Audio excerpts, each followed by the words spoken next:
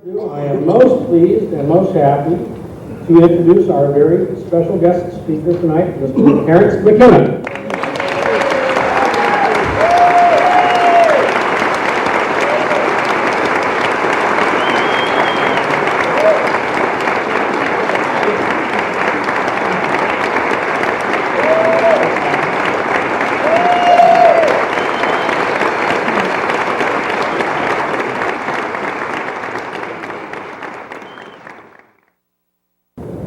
Well, it's a pleasure to be here. It's wonderful to see so many familiar faces and so many faces, period. I've never been to Port Hueneme before. Probably some of you feel the same way.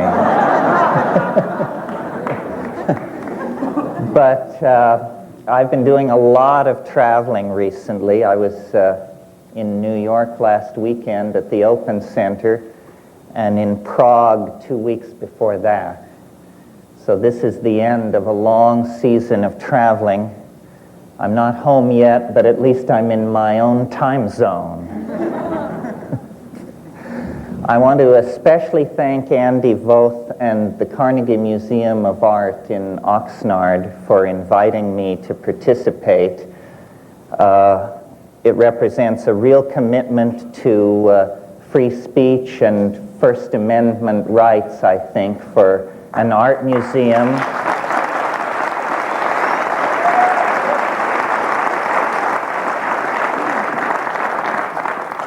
Art museums have been taking some knocks recently, and so I think they doubly should be commended for their courage. And I want to explain, as Andy mentioned, this is a benefit for Botanical Dimensions, which explains the double price over the ticket. All of this money will go to the preservation of medicinal plants with a history of shamanic usage. That is the special focus of our botanical garden in Hawaii. And before I start the formal lecture, I'd like to just say a little bit about that. As you know, the rainforests of the world are being cleared at a very frightening rate. And perhaps voices are beginning to be heard to halt this destruction of the natural environment. But whether it's halted or not, the destruction of the knowledge of native peoples concerning the uses of the plants in the rainforest, this is disappearing without doubt in the next 30 years because these people are moving into cities, taking jobs in the ordinary market economy, and thousands of years of accumulated folk medical knowledge is being lost. So the real world political work that Kat and I do is associated with Botanical Dimensions. We conceived it together many, many years ago, and then about 6 years ago, Kat took it over, put it on its official feet, made it a non-profit foundation, and has run it day to day since then, with tremendous energy and efficiency. So I'd like to acknowledge Kat McKenna here.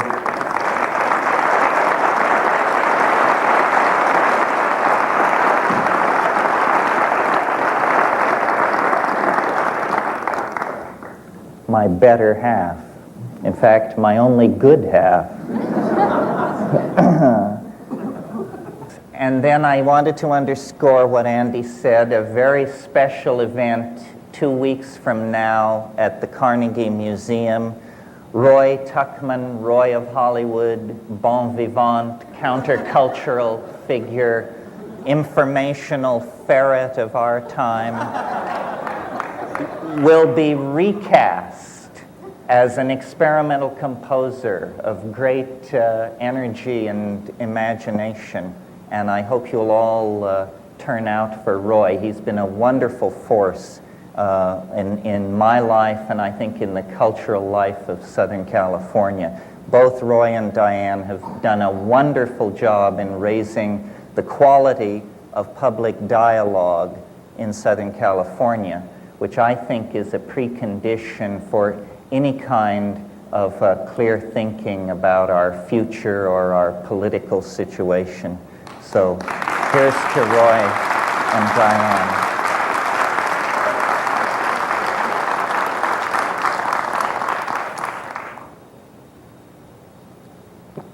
Okay. Well, the theme that unites these lectures is creativity and the techniques by which the artist can refine his or her vision, expand the vision, communicate the vision. And before I get into that issue, I thought I would talk just a little bit about my notion of creativity per se. What is it in and of itself? And when I think like that, of course, I cast my mind back to nature. Nature is the great visible engine of creativity against which all other creative efforts are measured. And creativity in nature has a curious distribution. It's something which accumulates through time. If we stand back and look at the universe, we see that at its earliest moments, it was very simple. It was a plenum. It was without characters or characteristics. It was what in Hindu mythology is called the Turaya, which is described as attributeless. And naturally, if something is without attribution, you can't say much about it. It takes a while for it to undergo a declension into more creative realms. And these creative realms are distinguished as domains of difference. The precondition for creativity is, I think, disequilibrium, what mathematicians now call chaos. And through the life of the universe, as temperatures have fallen, more and more complex compound structures have arisen. And though there's been many a slipping back in this process, over very large spans of time we can say that creativity is conserved, that the universe becomes more creative, and out of that state of creative fecundity, more creativity is manifest.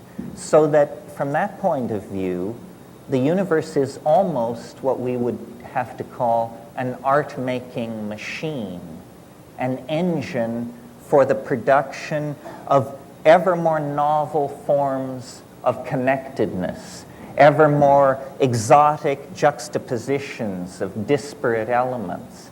And out of this, I believe, arises implicitly a set of principles that we can then apply to the human artist in the human world.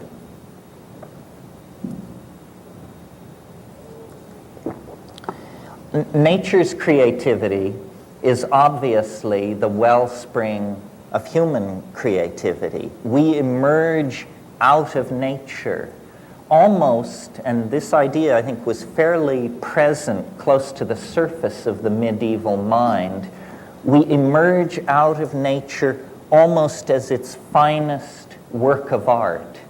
The medieval mind spoke of the productions of nature. This is a phrase you hear as late as the 18th century, the productions of nature. And human creativity emerges out of that, whether you have a model of the Aristotelian great ladder of being or a more modern evolutionary view where we actually consolidate emergent properties and somehow bring them to a focus of self-reflection. Now, I'm sure that we couldn't carry out a discussion of this sort without observing that the prototypic figure for the artist, as well as for the scientist, is the shaman. The shaman is the figure at the beginning of human history that unites the doctor, the scientist, and the artist into a single notion of caregiving and creativity. And I think that, to whatever degree art over the past several centuries has wandered in the desert, it is because this shamanic function has been either suppressed or forgotten. And different images of the artist have been held up at different times. The artist as artisan, the artist as handmaiden of a ruling class or family, the artist as designer for the production of integrated objects into a civilization. This notion of the artist as mystical journeyer, as one who goes into a world unseen by others and then returns to tell them of it, was pretty much lost in the post-medieval and Renaissance conception of art up until the late 19th century or early 20th century, where, beginning with the Romantics, there is a new permission to explore the irrational. This really is the bridge back to the archaic shamanic function of the artist. Permission to explore the irrational. The Romantics did it with their elevation of titanic emotion, romantic love specifically. The symbolists in the mid-19th century did it by a re-emphasis on the emotional content of the image and a rejection of the previous rationalism. And that emphasis on the image and on the emotions set the stage then for what I take to be the truly shamanic movements in art, which begin really with Alfred Jarry in the late 1880s and early 1890s. Jarry, you may remember, was the founder of something called the École du Pataphysique, the Pataphysical College. Jarry announced pataphysics is the science. The problem was nobody could understand what it meant or what it stood for, including Jarry. Jarry was tight with L'Entremont, who you may recall said, "I am fascinated with that kind of beauty that arises when a sewing machine meets a bicycle on an operating table." See, this was a true effort to bend the boundaries of art, to create new permission really for the unthinkable. And this, again, reinforces the shamanic function. What do we mean when we say the unthinkable? We mean the envelope of that which can be conceived. And for at least 200 years, the ostensible mission of the artist has been to test the conceptual and imagistic envelope of what the society is willing to tolerate. And this has taken many forms. The deconstruction of imagery that we get with abstract expressionism, going back into impressionism and the pointillists, or the permission for the irrational imagery of the unconscious, surrealism and German expressionism make use of this permission. always the idea being to somehow destroy the idols of the tribe, dissolve the conceptual boundary of ordinary expectation. Well, in order to do this, it seems to me there is a precondition for the creation of art, which I call understanding. And I don't mean this in an intellectual sense. I mean it in the sense that Alfred North Whitehead intended when he defined understanding as the apperception of pattern as such. As such. There's nothing more to it than that. You see, if we were to look at this room and we were to squint our eyes, and I'm doing this right now, and I see that the room divides itself into people dressed in red and people dressed in blue.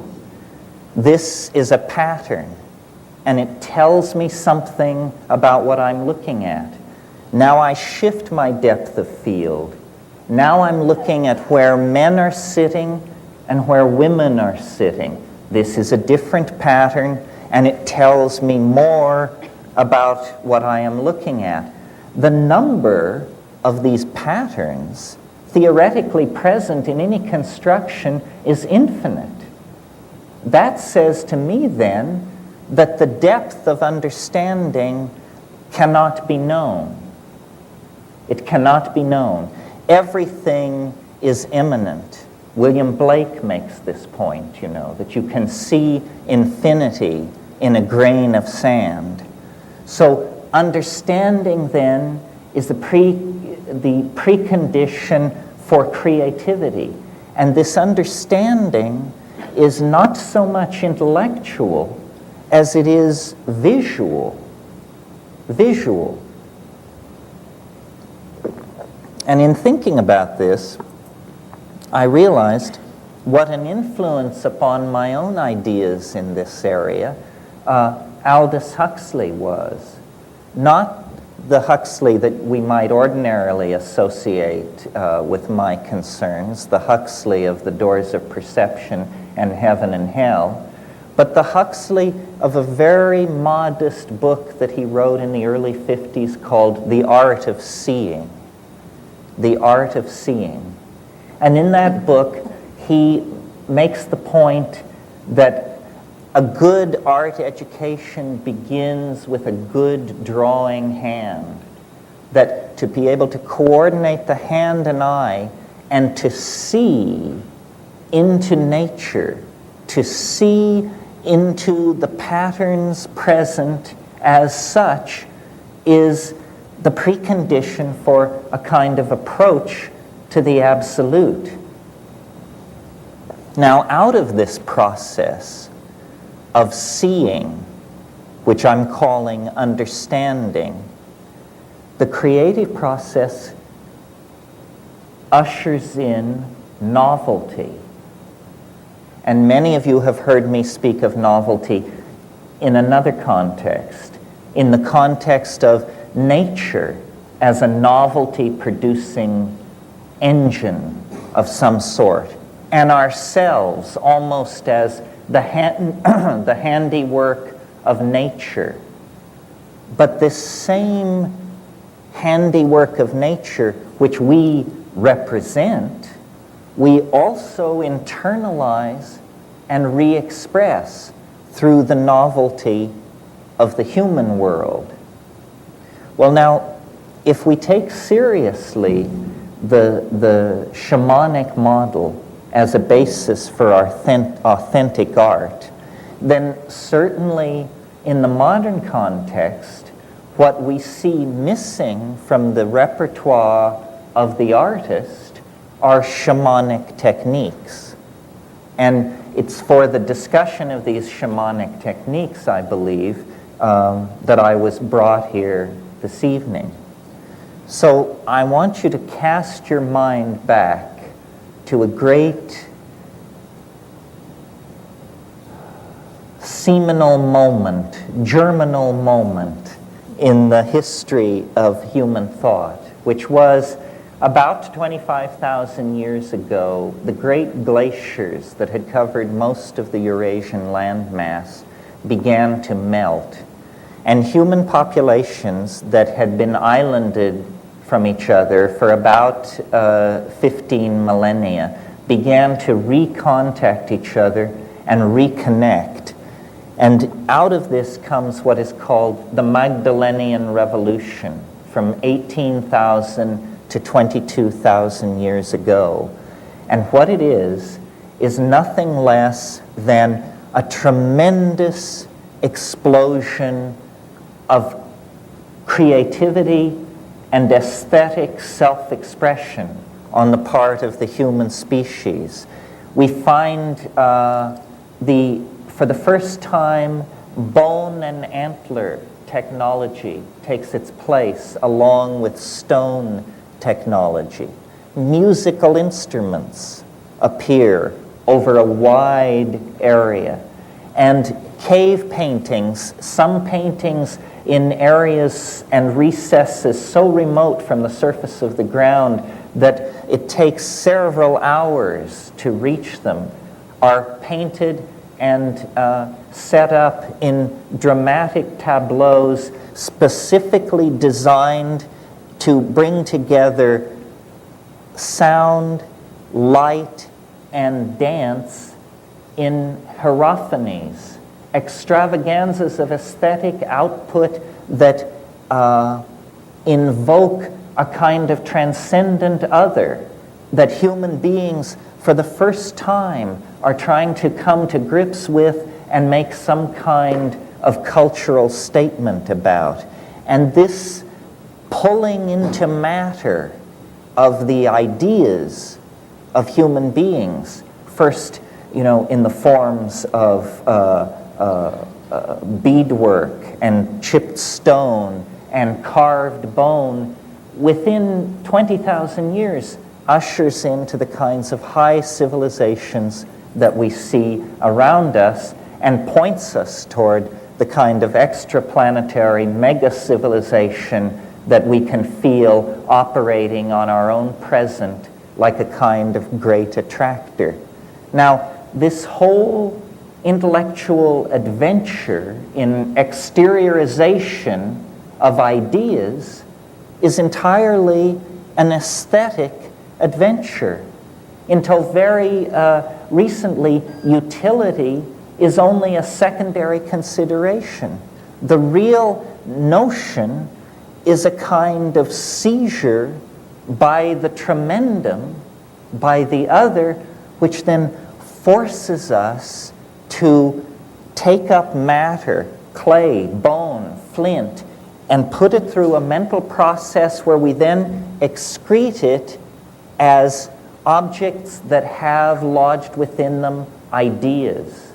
This seems to be the special, unique, transcendental function of the human animal, is the production and condensation of ideas. And what made it possible for the human animal is language. If you're seeking the thumbprint of the transcendental on the myriad phenomena that compose life on this planet, to my mind, the place to look is human language. Human language represents an ontological break of major magnitude with anything else going on this planet. I mean, yes, bees dance and dolphins squeak and chimpanzees do what they do, but it's a hell of a step from there to Wallace Stevens, let alone William Shakespeare. Language is the unique province of human beings, and language is the unique tool of the artist. The artist is the person of language. And I've, given a lot of thought to this because the work that I've done with psilocybin mushrooms and the observations of psychedelic plant use in the Amazon centered around ayahuasca, lead me to the conclusion that it is the synergy and catalysis of language that lies behind not only the emergence of human consciousness out of animal organization, but then its ability to set a course for a transcendental dimension and pursue that course against all the vicissitudes of biology and history over 10 or 15,000 years. Language has made us more than a group of pack-hunting monkeys. It's made us a group of pack-hunting monkeys with a dream.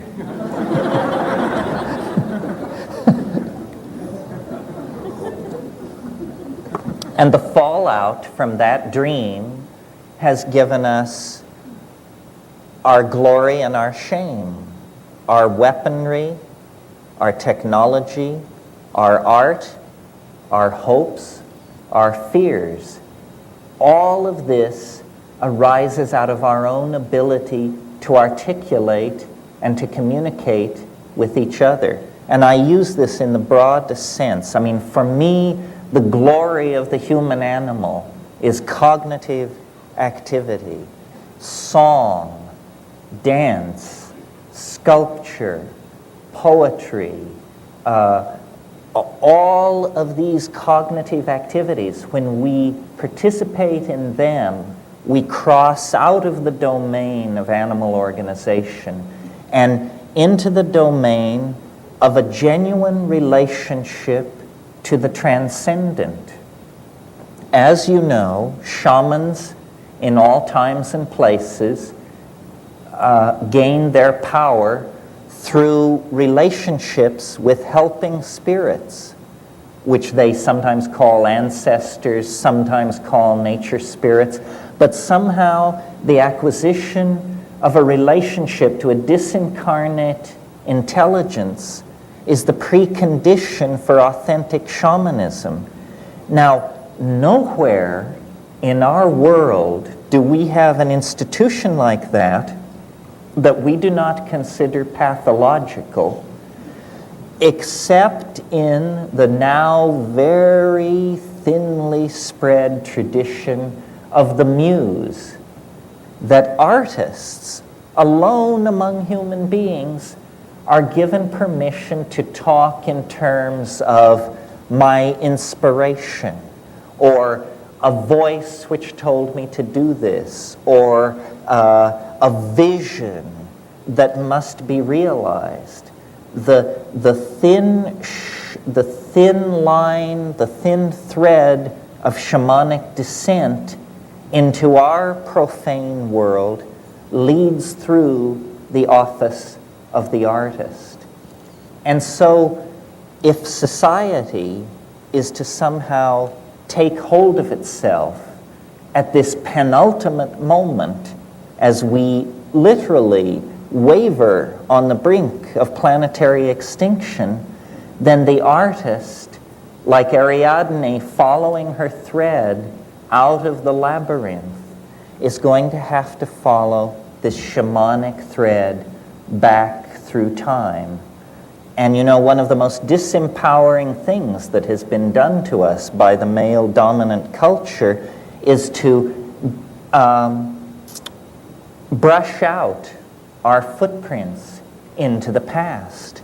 We don't have a clue as to how we got here. Most people can't think further back than the first Nixon administration, let alone, you know, the arrival of the Vikings, the fall of Çatalhöyük, the melting of the glaciers, so forth and so on.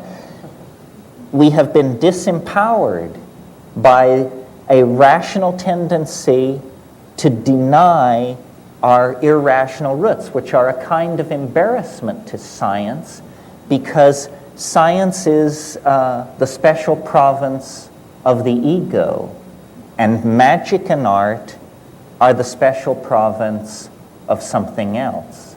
I could name it, but I won't. It prefers to be unnamed, I think. So how seriously then are we to take this, I'll call it an obligation to follow the shamanic thread back into time? Well, I think that it is a matter of saving our own souls, that this is the real challenge. You know, I love to dig at the yogins by saying nobody ever went into an ashram with their knees knocking in fear over the tremendous dimension they know they were about to enter through meditation. Still truer and more sad, still more true and more sad, is the notion that very few of us pick up our sculpting tools or our airbrush with our knees knocking with fear because we know we are invoking and acting with the muse at our elbow. And somehow I think the artists need to recover this sense of mystery. One of the most depressing things to me about the art scene, and I had a chance to reconnect with this because I was just in New York, is it now has a kind of directionless quality. You can go into a gallery and you cannot tell whether it is 1990, 1980, 1970, or 1960, because a kind of eschatological malaise has settled over art. All notion of any forward movement toward a transcendental ideal has been put aside for the exploration of idiosyncratic vision. And I grant you, this is a tension, and perhaps in the question period we can talk about this. There is a tension between the individual vision and the notion of an attractor or a collective vision which wants to be expressed. But to my mind, this is the same dichotomous tension that haunts the individual in his or her relationship to Tao. You know, we don't want to be lost in ego, but on the other hand, if we completely express the Tao, we have no sense of self. The ideal seems to be a kind of coincidentia oppositorum, a kind of literalizing of a paradox, where what we have is Tao, but we perceive it as ego. And in the application of this notion to the art problem, I would say what we need is a situation where schooling, if you want to put it that way, or a tendency toward a coherent vision expressed by many artists is spontaneous. Each artist imagines that they are pursuing their own vision, yet obviously they are in the grip of an archetype which is rising through the medium of the unconscious. Now, the last time we saw this in American art was in abstract expressionism, which was probably in terms of the values, in terms of tension and the amount of emotional gain between one artistic moment and another. The break between abstract expressionism and what preceded it was the most radical break